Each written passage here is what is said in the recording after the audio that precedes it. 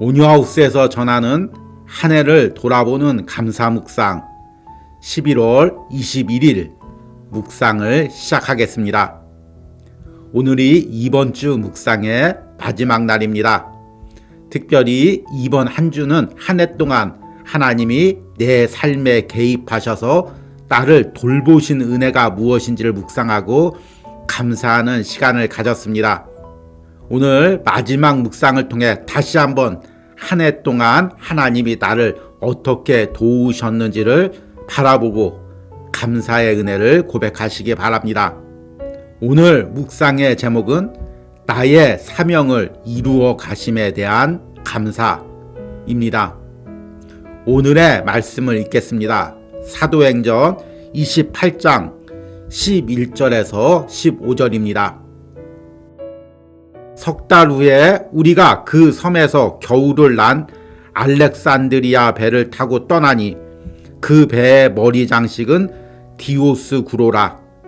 수라구사에 대고 사흘을 있다가 거기서 둘러가서 레기온에 이르러 하루를 지낸 후 남풍이 일어나므로 이튿날 보디올에 이르러 거기서 형제들 만나 그들의 청함을 받아 이레를 함께 머무니라.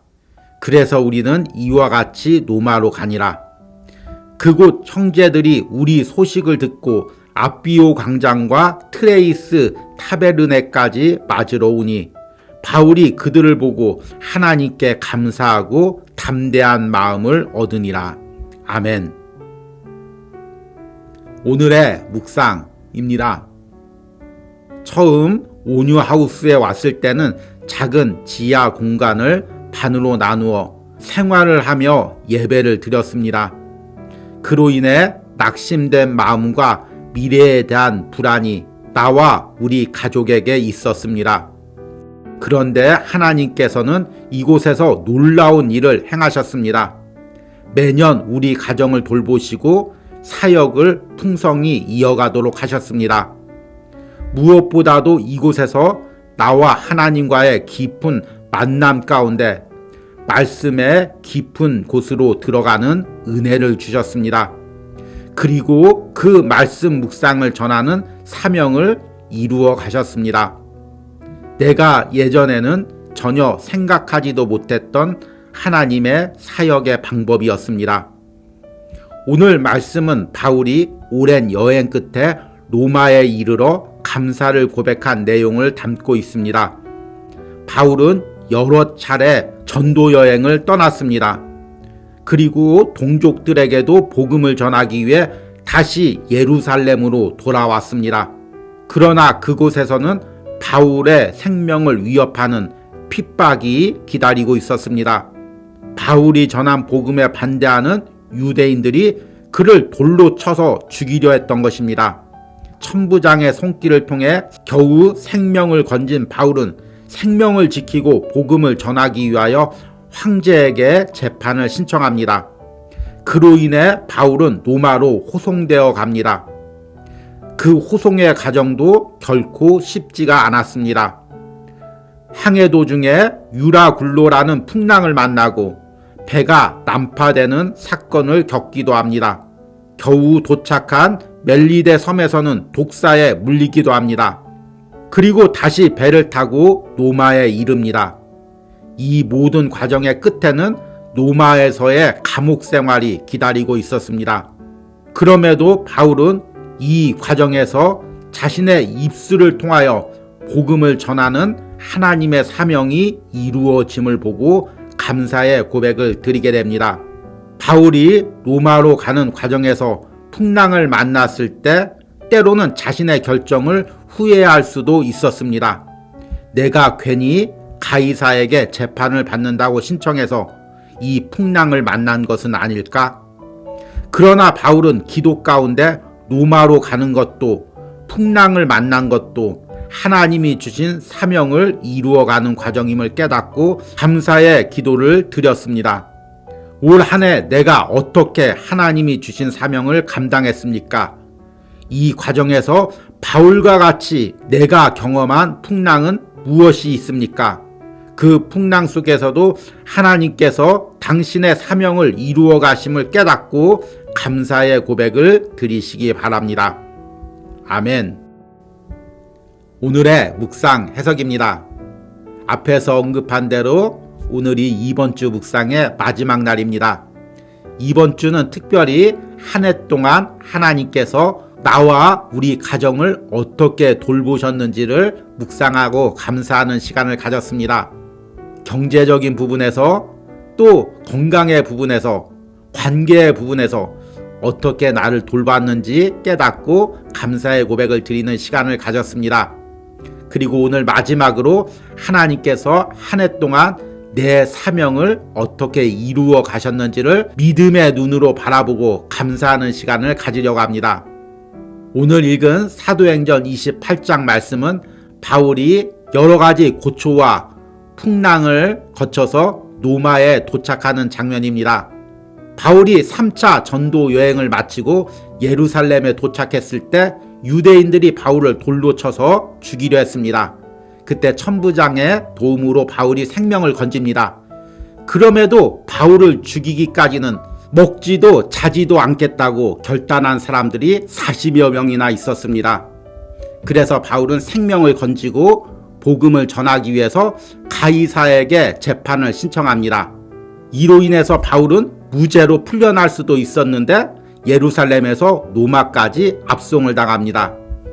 이 과정도 쉽지가 않았죠. 도중에 풍랑을 만나고 생명의 위협을 느끼고 여러 번 죽을 고비를 넘겨서야 겨우 로마에 도착합니다. 이 과정에서 내가 바울이라면 때로는 후회할 수도 있었을 것입니다. 내가 괜히 황제에게 재판을 받는다고 신청해서 이런 고생을 하고 죽을 고비를 겪는구나, 이렇게 생각할 수도 있었습니다. 그러나 바울은 풍랑을 겪는 과정, 생명의 위협을 느끼는 모든 과정을 하나님의 섭리로 보았습니다. 실제로 바울은 이 모든 과정을 통해서 자신을 호송했던 로마 군인들과 주변 사람들에게 복음을 전합니다. 그리고 마지막에 로마에 이르러서는 감옥에 갇힙니다. 지금으로 말하면 가택연금 비슷한 상황에 처하게 됩니다. 사람들이 자유롭게 바울의 집을 방문할 수가 있었던 것입니다. 바울은 그 기회를 통해서 로마에 있는 유대인들 또는 다른 사람들에게 복음을 전합니다. 바울은 이렇게 자신의 사명을 이루어 가시는 하나님을 보고 감사의 고백을 드리는 것입니다. 여러분, 올 한 해 내가 어떻게 사명을 감당했습니까? 저와 같은 주의 종뿐만 아니라 교회에서 헌신하는 평신도들, 또 여러 곳에서 묵묵히 주의 일을 하거나 복음을 전하는 사람들은 다 하나님이 주신 사명을 감당했는 줄 믿습니다. 그러나 이 과정에서 순탄하지만은 않았을 것입니다. 때로는 바울처럼 풍랑도 만나고 핍박도 당했을 것입니다. 그때 우리는 후회할 수가 있죠. 내가 괜히 이 사명을 감당하다가 이런 어려움을 당하는구나, 이렇게 생각할 수도 있습니다.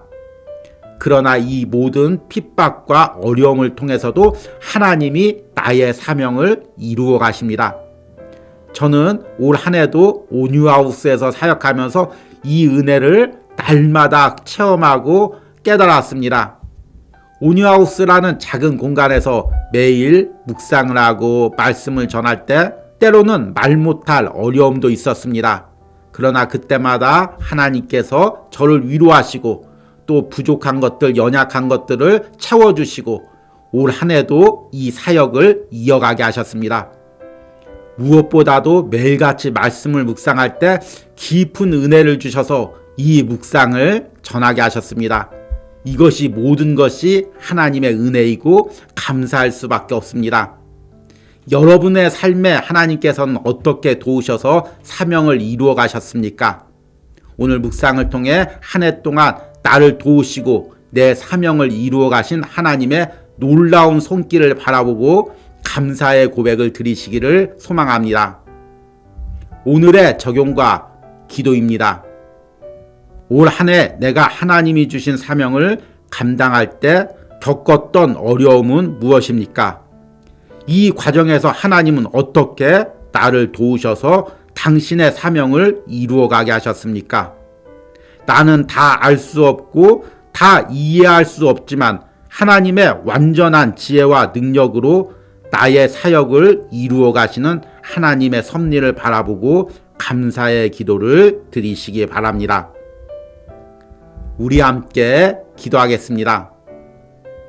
하나님, 오늘 말씀에서 바울이 긴 항해 끝에 로마에 도착을 해서 하나님의 섭리를 확신하고 감사의 기도를 드렸습니다. 때로는 생명의 위협도 당하고 때로는 풍랑도 만났지만 이 모든 것을 재료로 사용하여 하나님이 주신 사명을 더 든든하게 이루어 가시는 하나님의 섭리를 바라보고 감사할 수가 있었던 것입니다. 하나님, 내게도 한 해 동안 이런 은혜가 있었음을 고백합니다. 하나님이 주신 귀한 사명을 이루어갈 때 때로는 어려움도 있었고 핍박도 있었지만 하나님께서 그 모든 것을 재료로 삼아 하나님의 사역을 이루어가게 하셨습니다. 이 은혜에 감사합니다. 그리고 앞으로도 하나님께서 더욱더 놀라운 섭리와 계획으로 나의 사명을 이루어갈 줄 믿습니다. 이 은혜를 미리 바라보고 감사의 고백을 드리게 하여 주시옵소서. 예수님의 이름으로 기도했습니다. 아멘.